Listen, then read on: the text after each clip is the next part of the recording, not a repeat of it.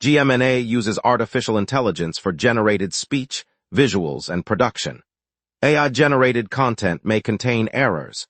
Please verify important information before making decisions or taking action. Good night, Montreal. Today at 12 o'clock, the Quebec government announced that it has entered the planning phase for a complete rebuild of the Saint-Pierre interchange in Lachine. The project targets the decades-old traffic bottleneck that has plagued commuters with chronic jams and increasingly fragile structures. Provincial officials said the new design will replace the aging overpasses and widen the connecting ramps to accommodate future traffic volumes.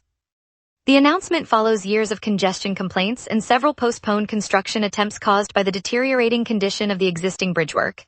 Engineers will now conduct detailed surveys and environmental reviews before a construction timetable is set.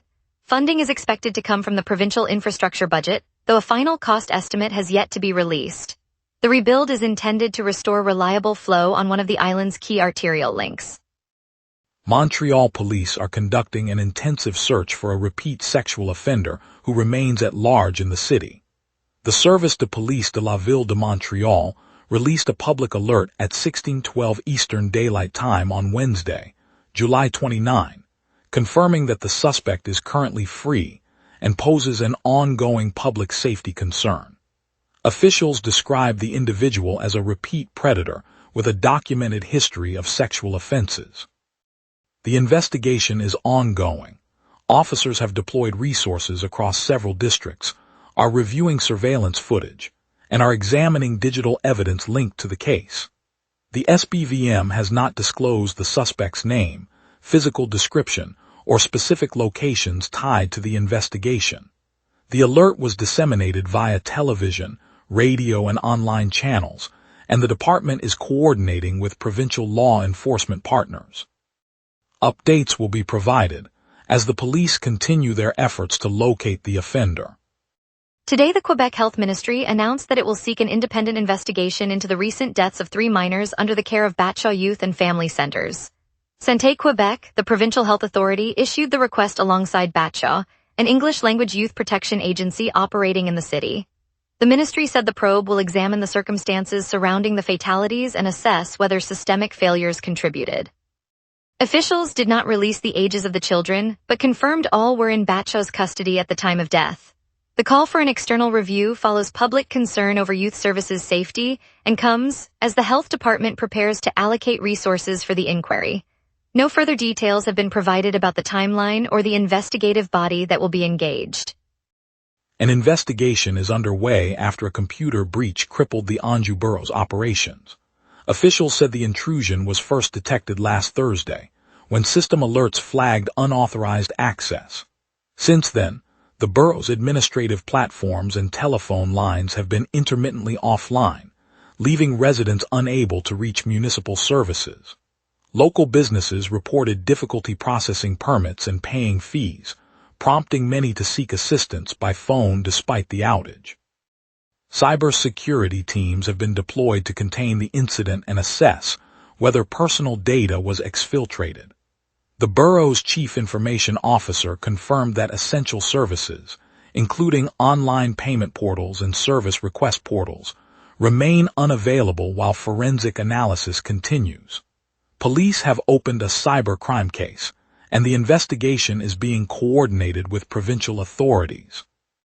Residents are advised to monitor official communications for updates, as the borough works to restore full functionality and safeguard any compromised information.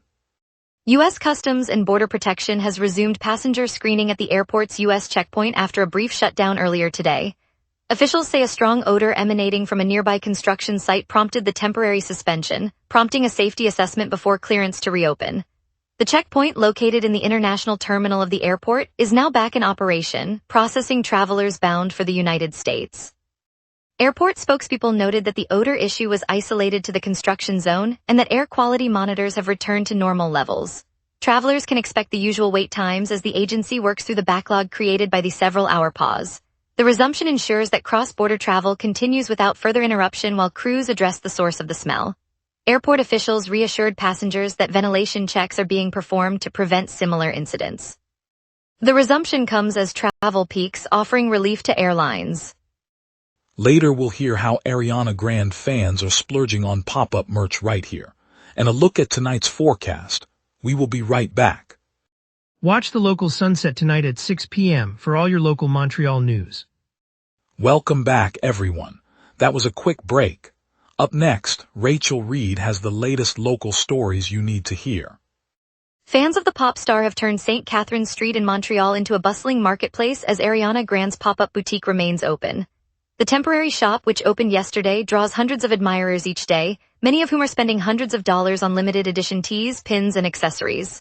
Lines stretch along the sidewalk, prompting nearby cafes to see a surge in patronage as shoppers wait their turn.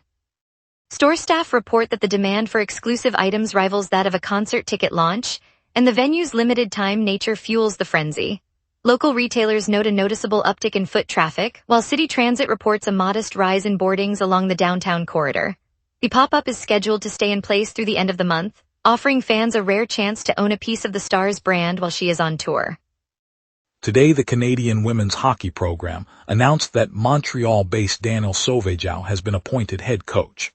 The move places the veteran coach at the helm just as the team prepares for a slate of international tournaments. Sauvageau, who guided the national squad to Olympic gold in 2004, returns to lead a new generation of players aiming to defend their world title. Officials said her deep ties to the local hockey community and proven track record were key factors in the decision. The appointment was made public during a press conference at the National Hockey Center, where players expressed optimism about the fresh perspective she brings. With the next major championships on the horizon, fans can expect a renewed focus on skill development and competitive readiness under her guidance. Today, the Montreal Open will welcome 3 North American hopefuls into its main draw field. Canadian rising star Alexis Galarneau, fellow Canadian Liam Draxl, and British qualifier Jack Draper have each secured a spot in the first round of the tournament. The main draw follows a single elimination format, meaning each match could be a player's last. For Galarneau, the entry marks a chance to build on recent strong showings on the challenger circuit, while Draxl hopes to translate his solid baseline game onto a larger stage. Draper, who has been hovering near the top of the ATP rankings, will aim to test his skills against seasoned pros in front of a home crowd. Local fans can expect the opening day to feature fast-paced rallies and the potential for a breakthrough performance from any of the 3. Today, the federal government unveiled a nearly $2 billion investment to build new locomotives right here in Montreal. The Carney administration says the money will fund assembly lines at local factories, creating dozens of skilled jobs and keeping more of the rail supply chain within the province.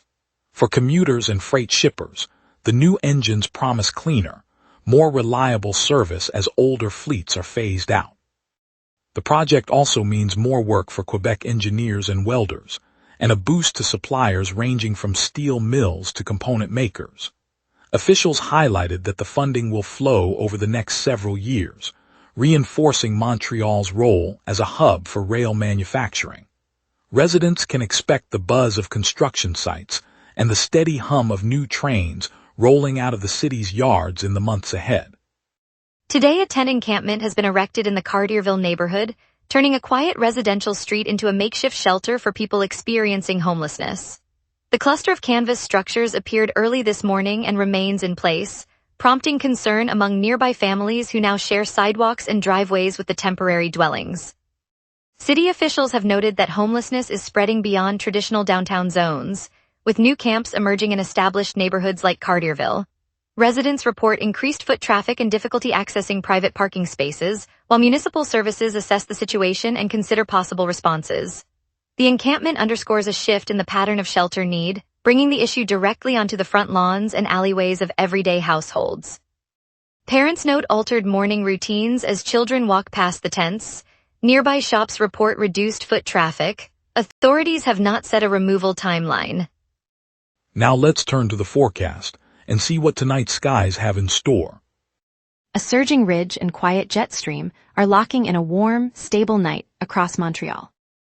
On this date, Montreal once baked to a record high of 31.7 degrees in 2015, a day that sat squarely in a multi-week heat wave that pushed the province into its warmest June-July stretch on record. The opposite extreme arrived in 2017, when a sudden Arctic blast drove temperatures down to a record low of 11.4 degrees, a rare cold snap that followed an unusually warm September. By contrast, today's climate normals sit around 27 degrees for the high and 18 for the low, keeping this night comfortably moderate. The live radar sits completely quiet over the island, with no echo from the south or the St. Lawrence corridor. That emptiness reflects a ridge of high pressure drifting east, capping ascent and sealing in dry air. With the jet stream moving just 22 kilometers per hour from the east, there is no upper level forcing to spark showers. Tonight will stay dry, and we now turn to today's outlook. At 11 p.m. Montreal sits under partly cloudy skies, temperature 22 degrees, humidity 73%, and a gentle southeast breeze at 10 kilometers per hour, with gusts reaching 23. Pressure is near average but nudging upward, sealing in the drier air that has been drifting in from the east. That subtle rise, combined with a weak jet stream only 22 kilometers per hour, keeps the atmosphere stable through the night. By sunrise, the high will climb to 26 degrees, then dip to a low of 19 after sunset. The ridge will maintain light winds, so wind stays below 25 kilometers per hour all day. UV index is 2. No weather alerts are in effect. With the dry ridge holding firm, tomorrow's weather will follow a similar pattern, and we now look ahead to the 5-day outlook. Thursday opens clear with a high of 25 and low 17 as the ridge persists. Friday stays sunny, cloudier in the afternoon, reaching 26 and dropping to 17 at night as a weak front nudges the jet eastward. Saturday brings the first moisture. The ridge weakens and a slow-moving low draws in clouds, delivering a high of 27, low of 20, and about 65% rain in the evening. Sunday follows with a deeper trough, pushing rain back. High 22, low 17, rain chance 70%. Monday clears, returning to a high of 25 and low 17 under renewed high pressure. The week swings from dry stability to a brief mid-week rain dip before settling back into sunshine. And that's your weather. Remember, the wrap is also available as a podcast. Listen anytime on Apple Podcasts or wherever you get your podcasts. Coming up, traffic updates for the downtown core, a look at tonight's concert lineup, and the Canadiens' latest trade talk. We will be right back. Watch the local sunset tonight at 6 p.m. for all your local Montreal news. And now here's Jason with sports. Montreal hockey is busy, 2 teams, 3 moves, all worth watching. The Canadiens have reshaped a corner of their forward depth, sending Sean Farrell to Anaheim and bringing back 23-year-old Sasha Pastujov. Both players were restricted free agents, so this is a bet on upside. Montreal is rolling the dice that Pastujov, a former third-round pick, has more runway than Farrell did in this organization. The question dominating the Canadiens' front office right now is Columbus winger Kirill Marchenko, and whether the asking price is simply too high. Meanwhile, Sportsnet ranks Montreal's under-25 core first in the entire NHL. That ranking is exactly why Kent Hughes has leverage, and exactly why he cannot afford to gut the prospect pool chasing one player. The Montreal Victoire keep building on the ice. 36-year-old Michel Carvinen is signing on for 1 year, adding a forward who was a first-round pick for Vancouver. 1-year deals for veterans signal a front office hunting for depth and leadership without locking up term. Carvinen brings both to that dressing room. Thank you, Montreal, for joining us on the wrap. A big congratulations to Coach Danielle Sauvageau on her appointment as head of Canada Women's Hockey, an inspiring moment for the city. We'll be back tomorrow with more stories that matter to you. Stay safe and see you then.